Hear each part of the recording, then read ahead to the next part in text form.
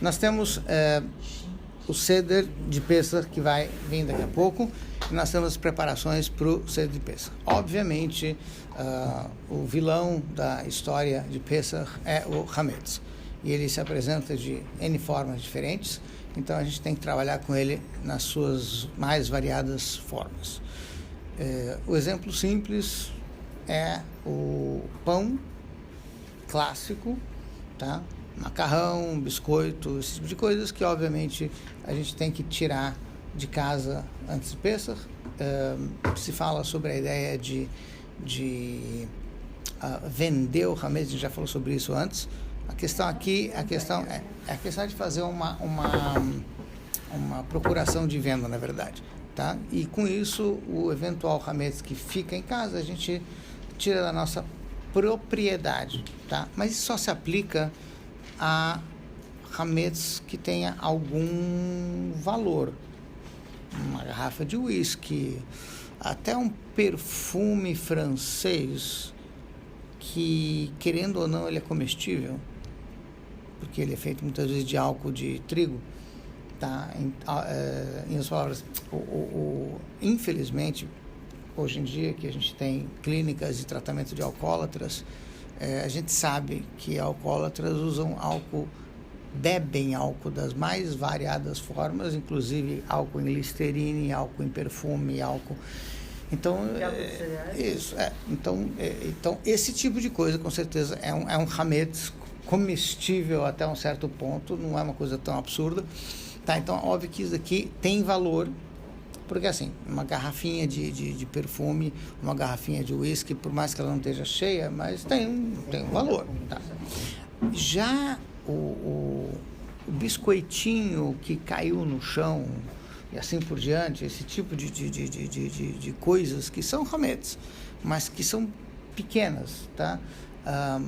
Um macarrão que cai atrás do fogão, quando a gente cozinha ou coisa do tipo, tá? É um Hametz que provavelmente ninguém venderia, porque não tem quem compre, porque não tem como avaliar o valor disso. Entende o que eu quero dizer? É uma sujeira, na verdade, não é um objeto que você venderia. Então, é sobre isso que a gente diz que se aplica a ideia de limpeza. Tem que limpar. Ou seja, mas eu vendi o Hametz, então pode deixar a casa suja. Não. A venda do Hametz, assim, a procuração de venda vai se aplicar para aquelas coisas que se vende, mas não para aquilo que a gente teria que ter limpado. Então, a ideia é de que tem que limpar a casa, sim. O que você tem que limpar? Aquilo que você poderia encontrar e que de alguma maneira seria comestível, tá? Mesmo que seja sujo, tipo macarrão, tipo um biscoitinho que caiu no chão e essas coisas que obviamente ninguém vai comer, mas elas são comestíveis, tá? Exceto, assim, eu estou indo para o outro extremo, exceto que alguém pisasse tanto naquilo ali que ele se tornasse não comestível. E os resíduos que ficam dos produtos de limpeza? Né? Esse é o problema. Produto de limpeza não é comestível. Não é comestível? É que eu saiba. Eu espero que não seja. Não, o que eu quero dizer assim, o que a gente chama de produto de limpeza, detergente e outras coisas, obviamente ninguém toma porque é tóxico. Tá? Então isso daqui não é Hametz, não tem como isso ser Hametz, que Hametz tem que ser algo comestível, exatamente. Tá? Senão não está dentro da categoria do Hametz. Tá? Então esse tipo de coisas, deixa eu dar um outro exemplo que talvez fuja um pouquinho. Shampoo de aveia. Sim? Não tem shampoo de aveia? Tem. Hoje em dia já tem. Tá? Não é comestível, Então o que acontece? O shampoo de aveia em si não é Hametz, porque ele não é comestível. Tá. No entanto, vocês têm a listinha de produtos kasher aí, vocês vão ver que obviamente não tem um shampoo de aveia que seria permitido para o uso em Pesach. Mas se você não come o bendito do shampoo, então por que eu tenho que ter um shampoo que seja kasher le Pesach? Então, só para dar uma ideia um pouquinho mais abrangente da questão, você vai entrar na seguinte questão. Diferente de outras questões de kasher durante o ano, você diz que ao longo do ano, se eu tenho um produto não kasher, eu não posso comer. Mas digamos que alguém comprou por engano uma coisa não kasher e trouxe para casa, eu posso dar para a empregada, para o porteiro, eu posso ter proveito desse objeto não kasher. Não comer, mas eu poderia dar para alguém, podia dar até para o cachorro comer, se fosse o caso, enfim. Tá? Por quê? Porque não é proibido ter proveito do objeto não kasher, só é proibido comer. Tá? O exemplo clássico que já fizeram, já houve um caso desses. Rapazes, 13, 14, 15 anos, quando começam a estudar, são um pouquinho mais radicais que os adultos. Então, nós tivemos um caso de um rapaz que estava estudando, 13, 14, 15 anos, e quando chegou na parte de kasher, ele ficou todo empolgado, animais kasher, animais não kasher e tal. E aí, um belo dia, a mãe dele liga pra gente desesperada, porque meu filho quer jogar fora meu casaco de peles, porque o animal não é kasher. Até eu explicar para ele que você não pode comer o casaco de pele da tua mãe, porque ele é de lontra, sei lá do que ele é. Sim, mas deixa ela usar à vontade, não tem problema nenhum. Ou seja, você pode ter proveito de uma coisa não kasher, você pode ter sapato de jacaré, do que for. Enfim, não é esse o problema é comer. Nesses casos, a questão é de comer. Tá? Então, por isso que não tem problema nenhum de eu ter, por exemplo, ao longo do ano, a gente usa sabonete, shampoo e um monte de coisas que provavelmente são feitos de gordura animal, que não é kasher.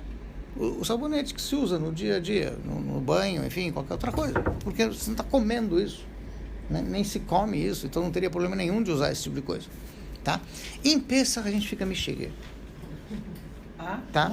Em Pesach. Isso, só em Pesach. Tá? Por que a gente fica mexer? Porque o que acontece? Não é apenas uma proibição de comer o hametz. Você não pode possuir, daí o porquê da procuração de venda, e você não pode ter proveito de. Ter proveito de é uma coisa muito extensa, que vai incluir, por exemplo, um shampoo. Porque eu estou tendo proveito do hametz, tá? Entre outras coisas. Existe uma outra questão que também vai entrar em questão de costume ashkenazi, sfaradi, que de uma certa forma, não acho que é o momento agora de a gente entrar em todos os mínimos detalhes, mas usando o exemplo do shampoo, vai ter algumas autoridades sfaradim que permitem o uso, ashkenazim de modo geral não permitem, baseados numa outra ideia. Aí você vai para o Talmud e lá você vai ter uma discussão a respeito de se você tem um azeite ou um outro tipo de material que costuma se passar na pele. Antigamente se passava isso na pele para hidratar a pele. Tá? E até hoje, de uma certa forma, também se usa. Então, se a pele absorve, até que ponto isso é chamado de que você comeu tal coisa? Que está sendo absorvido pelo corpo. Tá? Então, essa discussão, a conclusão dela é que, do ponto de vista do kasher, absorver pela pele não é chamado comer. Tá? Mas, ashkenazim, de modo geral, quando chega a Pesach, consideram que uma vez que eu estou tendo proveito também disso, então nesse caso, em Pesach, o absorver pela pele seria como se fosse comer. Daí porque você tem que ter uma lista inteira de produtos sobre cosméticos, enfim, tá? Para não acabar absorvendo uma coisa que não seja kasher le Pesach, tá? Mas isso aqui é exclusivo para o hametz. Por quê? Porque enquanto ao longo do ano, por exemplo, digamos que uma pessoa tenha um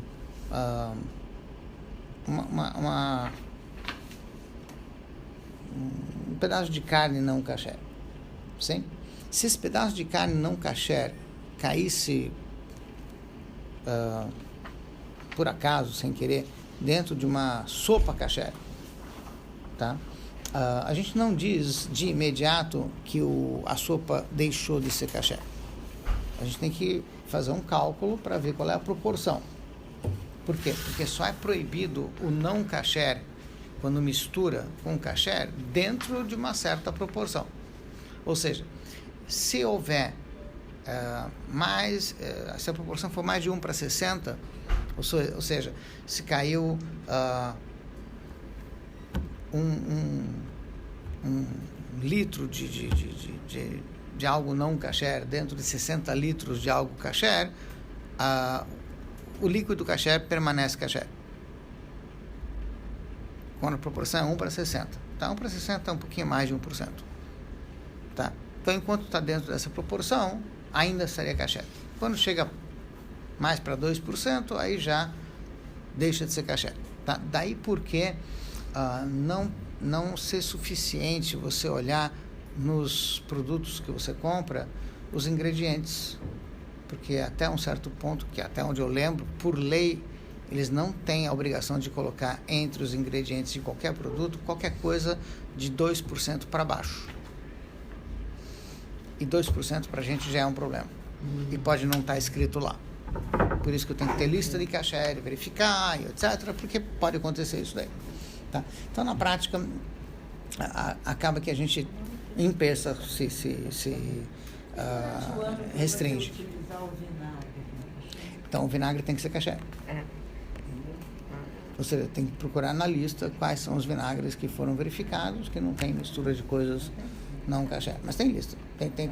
Você tem na internet o bka.com.br, você tem o bdk.com.br.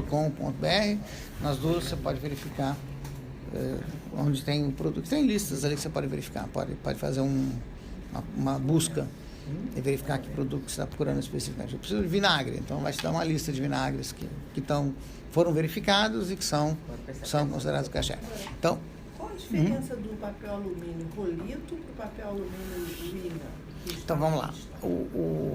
A questão, tem vários produtos que a gente diz hoje são kasher lepesa, não é nem o produto em si, e sim alguma coisa que vem junto com aquele produto que pode não ser kasher lepesa, tá?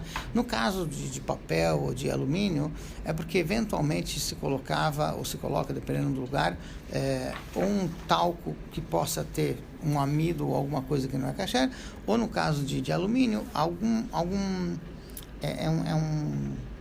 é um óleozinho para ele não grudar um no outro, para a folha poder abrir com mais facilidade. Na prática, esse ano, Rabbeinu Shammai criou um grupo no WhatsApp para perguntas de Pesach. Por que ele criou esse grupo? Porque muitas perguntas que as pessoas fazem são iguais.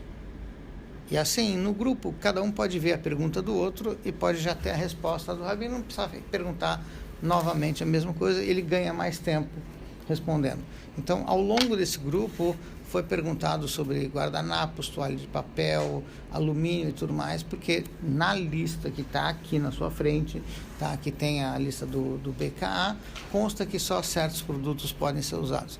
O Rav Shammai disse que, pelo que ele sabe, poderia usar hoje em dia, poderia usar qualquer guardanapo ou papel, enfim, toalha, etc., para Pesach, e também o alumínio. Do guardanapo, eu posso lhe dizer que a gente teve uma experiência há muitos anos atrás, mais de 10 anos atrás, onde, enfim, a gente teve que consultar um técnico da Melhoramentos, da companhia Melhoramentos, que produz também aquele papel Kitchen, guardanapo Kitchen, essas coisas, tá? A gente entrou em contato com o técnico de produção, conversamos com ele por muito tempo e ele explicou para a gente que no maquinário mais moderno, mais atual, se usa pressão de ar para separar os papéis e não deixar eles grudarem entre si, então não teria problema nenhum, não tem amido, não teria essa questão de ter algo que não é kasher, que estaria separando um do outro.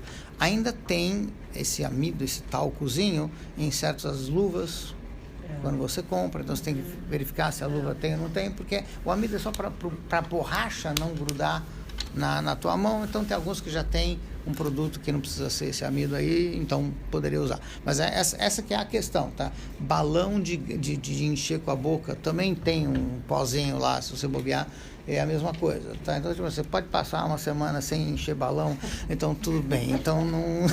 Agradeço. Tipo assim, é um produto extremamente necessário no seu dia a dia, tá? Então, tudo bem, deixa para lá, porque isso não vai afetar, tá?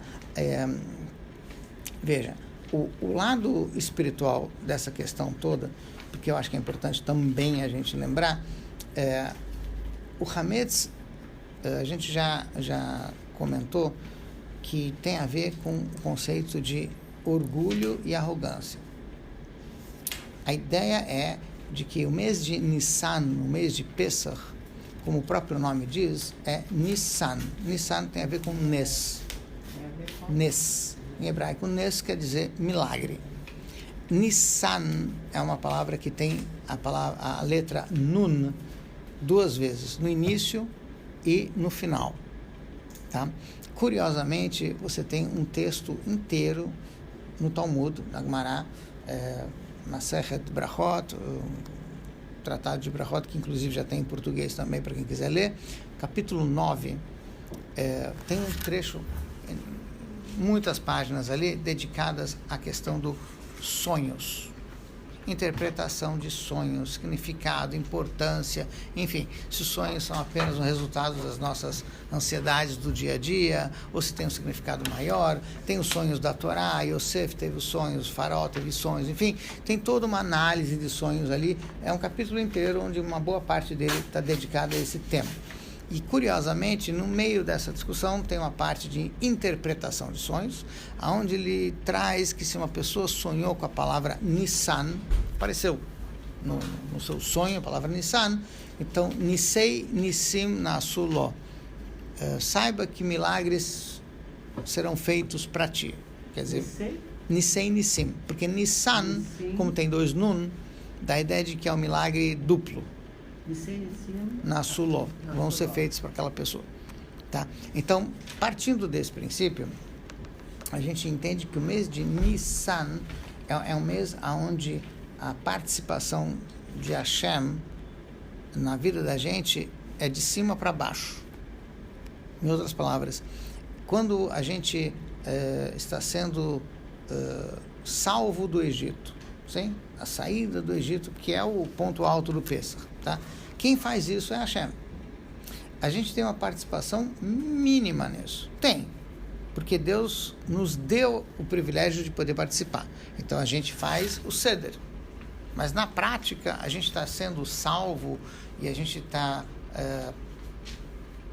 tendo todos esses milagres feitos para nós, não por nosso merecimento, e sim por iniciativa de Hashem. Então é algo que vem de cima para baixo. Diferente, por exemplo, de Rosh Hashanah, Yom Kippur, que é um período onde a gente se esforça em merecer receber algo que vem de cima. Que aí o movimento seria de baixo para cima, a tchuvá. Tá? Em Pesach é muito mais a ideia de anulação. Ou seja, que a gente tem uma gratidão muito grande, porque a gente não merece, mesmo assim, não mereceu, e mesmo assim foram feitas um monte de coisas, muito milagres, enfim, muitos benefícios a Hashem nos deu, por mais que a gente talvez não tenha feito nada para merecer recebê-los. Então, a ideia de Nissan é de que eu reconheço o Nes, eu reconheço o milagre. Milagre significa que é uma coisa que está fora da lógica. Não tem por que isso acontecer, mas acontece. As leis da natureza não propiciam essa coisa acontecer, o nosso merecimento não propicia, mas mesmo assim Hashem nos dá. No momento em que a gente tem gratidão, a gente pode ter também alegria, porque uma coisa está ligada com a outra. Ou seja, o fato da pessoa receber algo que ela não merece, que ela está consciente de que não merece, lhe dá alegria. Porque toda vez que a gente coloca o nosso merecimento no meio, de modo geral, não ajuda. Exemplo, presente dá mais alegria do que salário. Salário dá alívio, mas não necessariamente alegria. Por que isso?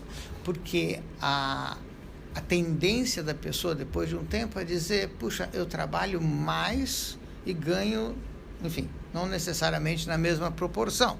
Porque ali existe um cálculo de merecimento. Você está ganhando por algo que você fez. Na medida que tem esse cálculo de merecimento, você pode distorcer e achar que merece mais, enfim, tá? A não ser que a pessoa realmente seja humilde a ponto de dizer que eu trabalho, mas eu estou ganhando muito mais do que eu mereço, enfim, aí vai entrar numa outra questão. Mas ali você tem uma relação de merecimento e de pagamento, tá? No caso do presente, a ideia é de que a pessoa ganhou o presente sem motivo nenhum. Ele foi dado do nada. Então, mesmo um presente simples, mesmo algo que tem um valor mínimo, já traz alegria. Porque ele é uma coisa inesperada, é uma coisa que você... Puxa, que bom, obrigado. Tá? Então, a ideia de alegria está mais ligada com a ideia desse presente. Por isso que a gente diz que a época de Yom Tov, a época de Pesach, que é Yom Tov, é uma época de Simcha, de alegria. Porque existe um lado de gratidão muito grande em Pesach, mais ainda do que talvez em outras festas, mas com certeza em Pesach é uma festa que tem essa ideia de alegria. Por quê? Porque a gente se anula diante de Hashem. A gente reconhece que, puxa, não fiz nada e Hashem nos fez tanto. Então a ideia em Pesach é de que, na medida que a gente reconhece a grandeza de Hashem e de tudo aquilo que Ele faz e fez por nós, a gente perde o nosso orgulho, deixa de ser arrogante e passa a ter mais humildade diante dele. Isso é uma das coisas que está embutida no conceito da proibição do Hametz. Ou seja, existe um mixigaço, uma loucura, de acaba com o Hametz, queima Hametz, destrói, tira da frente, não pode ter uma coisinha de Hametz em Pesach. Em Pesach em especial, por quê? Porque a gente já comentou isso, eu estou apenas voltando a uma coisa que a gente já falou sobre isso. O Navi, o profeta Ezequiel, quando descreve Pesach, a saída do Egito, ele fala que esse foi o momento do nascimento do povo judeu. Então, Pesach é o momento em que o recém-nascido, nós estamos sendo alimentados. E a gente sabe muito bem que, principalmente em se tratando de um recém-nascido, tudo que o recém-nascido absorve, tudo que ele come, faz uma grande diferença na vida dele. Tá? Então, a ideia aqui é de que Hashem quer que a gente se alimente com um alimento específico, especial, nesse período de nascimento da gente, que é Pesach, e que a gente não absorva nada que possa ser negativo e que possa, dentro da gente, ter um efeito prejudicial. Tá? Daí o porquê essa obsessão com vamos tirar o Hametz da frente. Tá? Por quê? Porque o Hametz, o conceito de que eu sou importante, e aí é bastante curioso, porque a gente fala sobre autoestima no dia a dia, hoje em dia se fala muito sobre isso, e autoestima é uma coisa que a gente já tem. Não precisa alimentar a autoestima. Precisaria trabalhar muito mais com a humildade, que é uma coisa que ninguém mais trabalha hoje em dia, porque você precisa aumentar a autoestima, porque a autoestima é eu sou importante apesar de não fazer nada. Que autoestima é essa? Isso aqui nem é autoestima, isso é mixigaço. Essa pessoa não é... Como você avaliaria a sua importância de 1 a 10? É mais ou menos isso que o pessoal está fazendo hoje em dia. Para você se sentir bem, porque aí você sabe que você é o máximo. O ponto de vista da Torá é de que quanto menos a gente acha que é importante, mais a gente produz. Porque a gente tem que fazer alguma coisa para merecer. Então a ideia aqui é de focar nos deveres e não nos direitos. Na nossa obrigação e não no nosso merecimento. Tá? Então, em Pesach, a ideia é de tirar o Hametz, vamos dizer assim, de forma obsessiva tem a ver com isso também. E a gente tem que, nesse período que é o nascimento, tem que focar bastante nisso. Depois a gente vai poder trabalhar melhor com a ideia de autoestima, com a ideia de orgulho, a tal ponto que o Hametz ocupa um lugar importante na vida judaica. Você tem a Halá, todo Shabbat está lá, ou seja, o orgulho não é uma coisa proibida, mas ela tem que ser medida, ela tem que ser direcionada, tem que ter orgulho de ter esse privilégio que na verdade nem é meu. A Hashem me escolheu, mas quem te disse que eu mereço? Mas eu já fui escolhido, não tem jeito. Então agora eu tenho que fazer por onde? Tá? Então a ideia do Pesach é que agora no começo eu tenho que eliminar o Hametz de vez, para depois eu conseguir saber como trabalhar com ele. Mas primeiro eu elimino e depois eu vou trabalhar com ele. Então esse é o ponto alto, vamos dizer assim, do Pesach. O fato de eliminar o Hametz traz essa condição de humildade. A ideia é de que primeiro eu preciso tirar da frente o eu e colocar Hashem como o ponto mais importante. Uma ordem de Hashem que ao obedecer faria com que então a humildade se estabelecesse. Eu diria que vai aumentar a consciência de Hashem na vida da gente. Tá? E aí, obviamente, o resultado vai ser a humildade. Tá? Vamos colocar em termos bem simples. Digamos que eu pego uma pessoa que não seja tão metida a filósofo. Sim? O que ela vai fazer antes de Pesach? Vai limpar a casa feito doido. E vai comprar não sei o que, só isso e não aquilo, isso e aquilo. Essa pessoa, se você perguntar para ela, você está fazendo isso por quê? Porque Deus mandou. Você tem humildade maior do que essa? No sentido que ele se anula totalmente, ele se mata, a pessoa se mata no sentido de que ela vai fazer um grande esforço por Hashem. Mais do que faria com qualquer outra coisa durante o ano. Tá? Então, mesmo nesse sentido simples de se entregar para Hashem, porque eu faço tudo por ele, por mais que assim, você parar para pensar, poxa, mas é muito, muito doido, muita loucura, tá? Sim, mas é por ele. Então, nesse ponto, você cria uma possibilidade de trabalhar a humildade. Você cria um recipiente para essa humildade. Tá? Porque humildade não é dizer eu não sou nada, isso é uma falsa humildade. Sim? A ideia de humildade está mais ligada com Hashem, é tudo.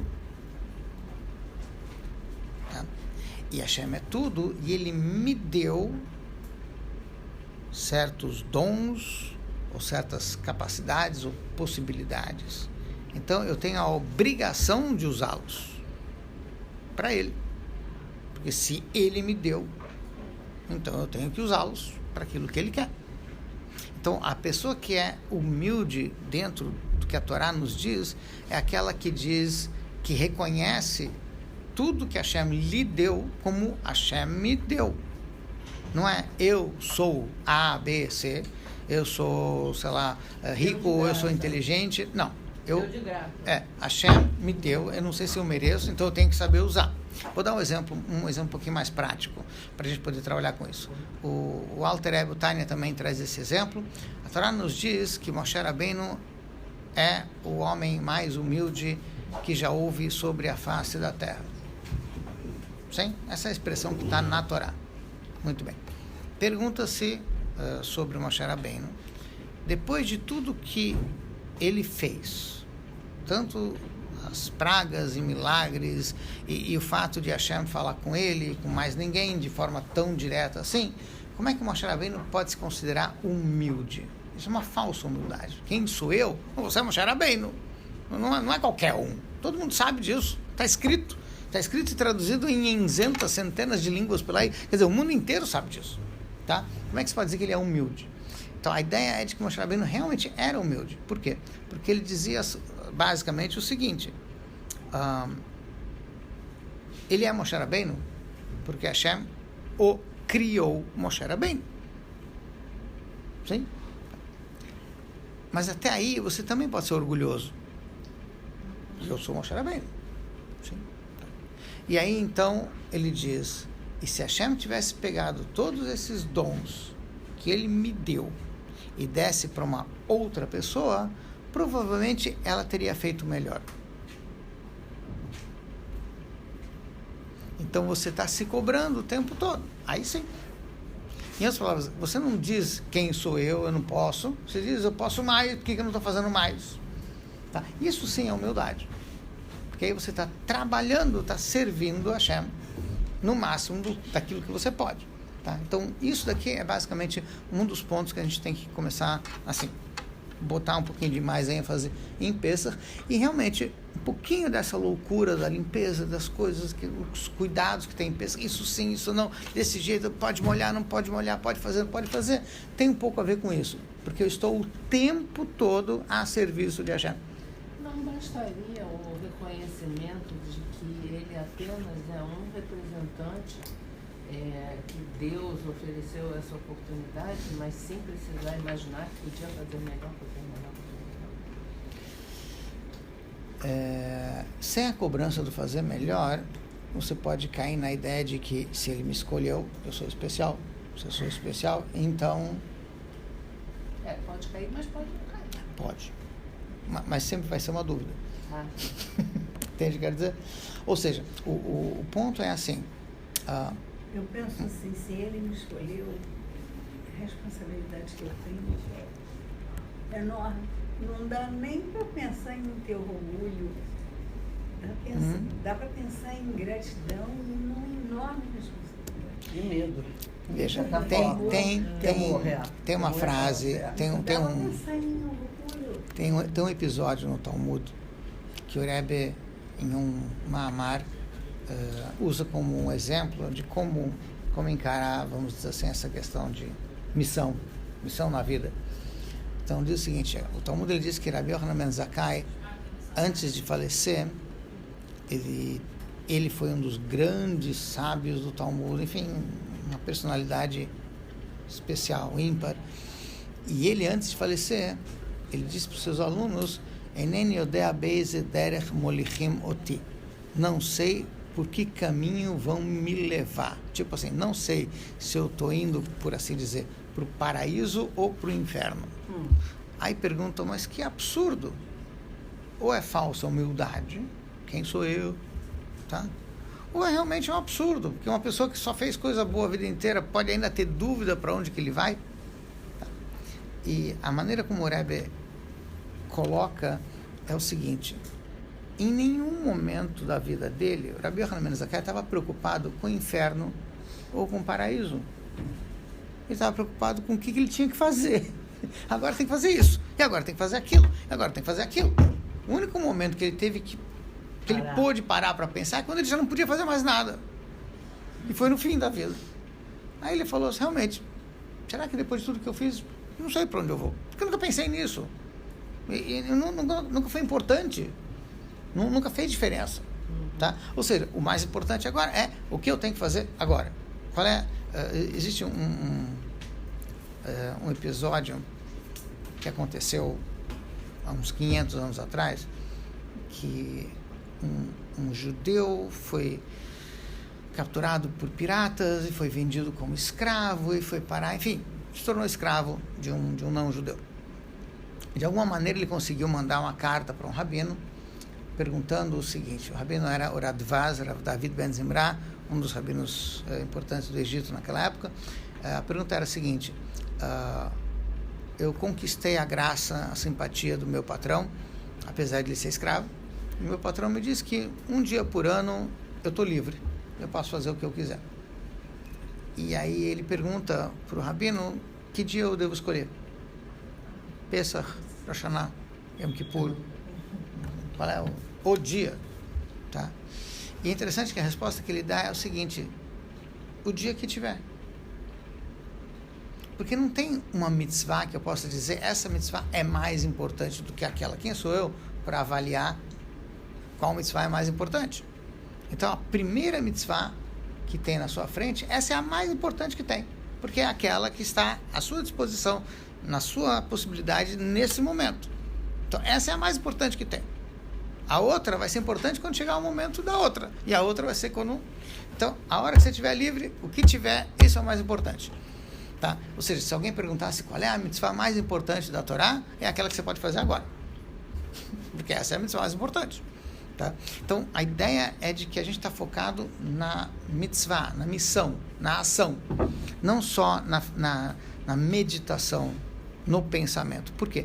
Porque a humildade no pensamento, se não se expressa na ação, é utopia, é ilusão, é viagem.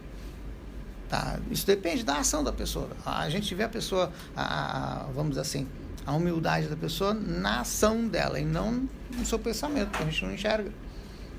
Rabino, como é que é interpretado a condição onde o ser humano faz algo inadequado porque naquela condição é o melhor que ele sabe fazer? Veja, o que, até onde eu entendo, assim, para avaliar, vamos dizer assim, uma pessoa só consegue fazer determinadas coisas porque as condições que ela tem são X. A outra pessoa só consegue fazer determinadas coisas, mais coisas, porque ela tem uma condição Y. Tudo bem. O que está se cobrando de cada um é o máximo do que ela pode.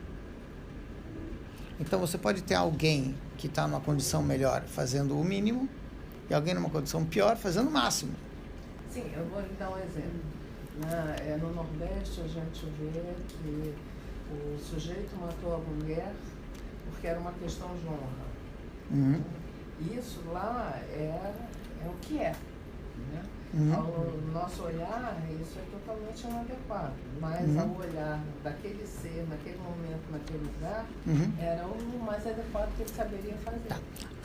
A gente vai cair num relativismo e isso vai ser muito complicado. É o que hoje o pessoal chama de multiculturalismo, que é uma falácia, é uma coisa perdida, cada vez está se afundando mais dentro desse conceito. Existe algo absoluto nesse mundo? Sim. Se não existir nada de absoluto nesse mundo, esse mundo vai ser um caos. Ele já é um pequeno caos, ele pode se tornar um grande caos. Tá? Então, a ideia é de que você tem sim um parâmetro. O parâmetro da gente é a Torá.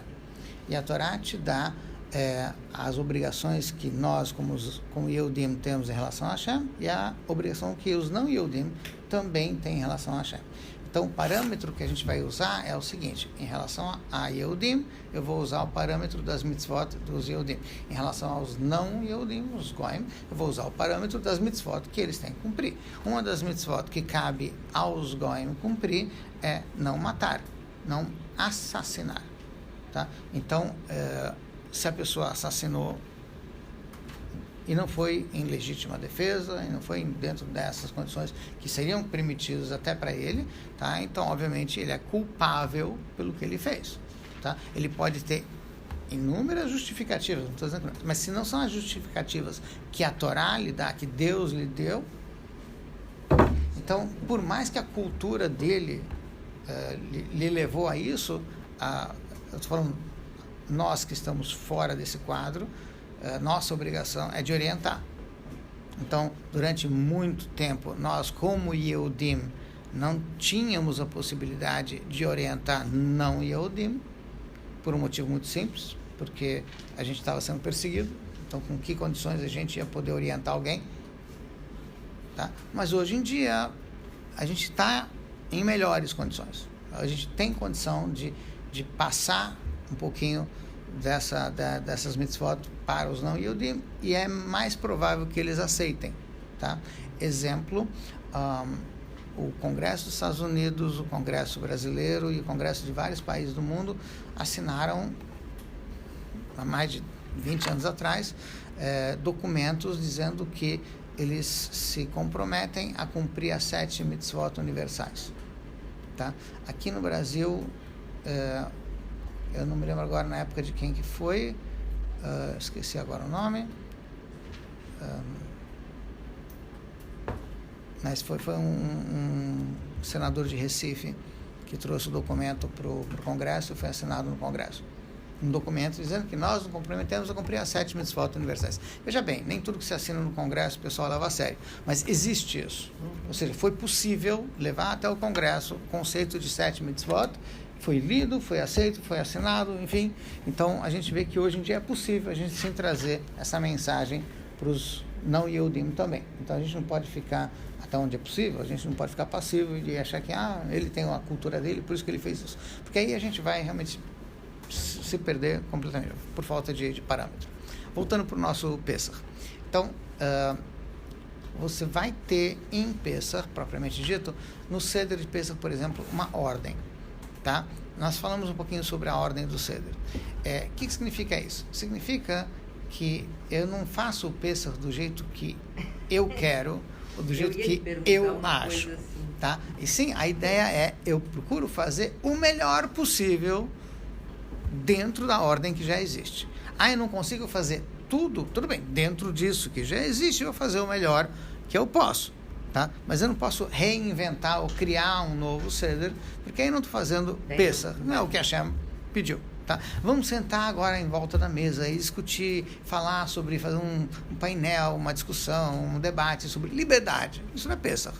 Isso é um debate sobre liberdade. Eu estava em Porto Alegre e daí eu sentei com umas amigas da minha mãe e uma delas disse assim, olha só, eu vou fazer o Pesach no sábado, na hora do almoço, porque eu não janto, então eu vou... Daí eu fiquei assim, eu nunca tinha ouvido falar nisso. Exatamente. Na hora do almoço. Não tem nada. Isso. Não é Pesach.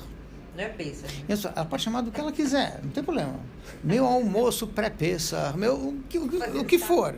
Mas o que eu quero dizer é mas que... Mas é engraçado, né? Mas existe isso. Fazem Por quê? essas adaptações. Por quê? Porque as pessoas acham que essa é uma tradição. No sentido assim, meus pais faziam de um jeito, eu faço de outro. Tá? Não é uma tradição, é uma obrigação. A ideia de tradição é de que isso foi transmitido de geração a geração. Mas isso não foi inventado em algum momento e aí eu posso reinventar do jeito que eu quiser. Porque muitas vezes a ideia que eles têm é essa. Tá? Antigamente faziam assim, mas hoje a gente faz assado. Aqui a ideia não é antigamente ou hoje, a ideia aqui é de que a gente está fazendo o Seder do jeito que Hashem mandou. Tá? Dentro do Seder de Pesach, a gente já falou sobre isso, mas eu vou só frisar alguns pontos. A gente fala sobre os 4 copos de vinho e a matzá. Então, as mitzvot, vamos assim, da noite de Pesach, vão girar em torno dessas duas coisas. Pelo menos os 4 copos e pelo menos uma quantidade mínima de matzá. Tudo bem.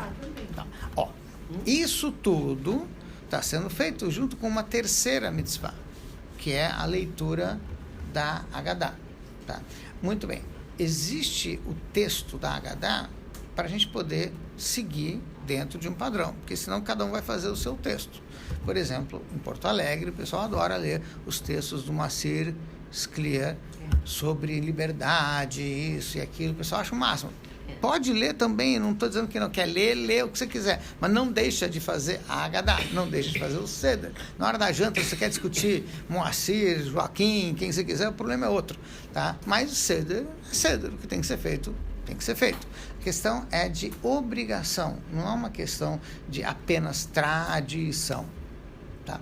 Então, para aqueles que participam ativamente do Seder de Pesach, a gente já falou, aqueles que acompanham a Haggadah do começo ao fim, tá ótimo, mas tem muita gente que participa do Seder, vai estar no nosso Seder e nem sempre participa, vamos dizer assim. Então a gente tem que focar pelo menos nas coisas importantes, principais, para que a pessoa faça o mínimo necessário. Tá? Então a gente falou, o mínimo necessário é que ela tome os 4 copos de vinho e não apenas molhe a língua ou os lábios. E a ideia é de que tem que tomar uma quantidade mínima, e a gente já explicou, uma vez que nem todo mundo tem resistência a vinho, então se o vinho para a pessoa pode ser prejudicial, então usa suco de uva. Tá? Ou suco de uva com uma porção de vinho misturada para dar um pouquinho de gosto, mas a ideia é de que isso é permissível para o Seder de Pesach, de tal maneira que a pessoa vai cumprir a sua obrigação.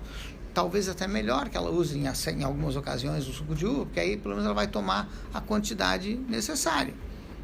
Tomar de um gole só. Né? De preferência. De preferência. Não é necessário um gole só, é necessário, de preferência, tomar a maioria do copo. E o copo sendo pequeno, sendo dentro daquela medida que a gente falou, 100 ml, mais ou menos seria o ideal. Sim. Fala. Suco de uva aqui não tem para vender, só o vinho. Aqui? Caché, Mas tem na Kosher Place, se não me engano. A Kosher Place, eles entregam. Isso. Então, você tem como conseguir, tá? Se procurar na internet, hoje tem até outros lugares que entregam, fazem delivery online, não sei o que mais. Então, já tem kosher delivery, kosher online, sei lá, umas coisas assim. Aqui no Brasil já tem, então, de repente, tem outras opções também. Tá, o ponto aqui é o seguinte, o vinho é isso. Matzah. Matzah, o ideal é que todo mundo comece no Seder, a matzah feita à mão redonda, porque essa matzah tem muito mais a ver com o próprio Seder. Ela é igual, ou pelo menos o mais próximo que a gente tem do original, tá? Nós já falamos que a mitzvah de comer a matzah no Seder é uma matzah que foi feita especificamente para o Seder. Uma matzah feita de forma artesanal, feita à mão, ao longo do processo do feitio da matzah, está se dedicando, consagrando a matzah para o Seder. Ou seja, para quem já viu, hoje tem vídeos na internet, mas para quem já viu ao vivo e a cores, na medida em que vai se fazendo uma matzah à mão, desde o início do processo, desde a mistura da água com a farinha, todos os presentes estão dizendo o tempo todo Lechem Matzat Mitzvah. Estão colocando a ênfase de que essa matzah está sendo feita para a mitzvah do Seder.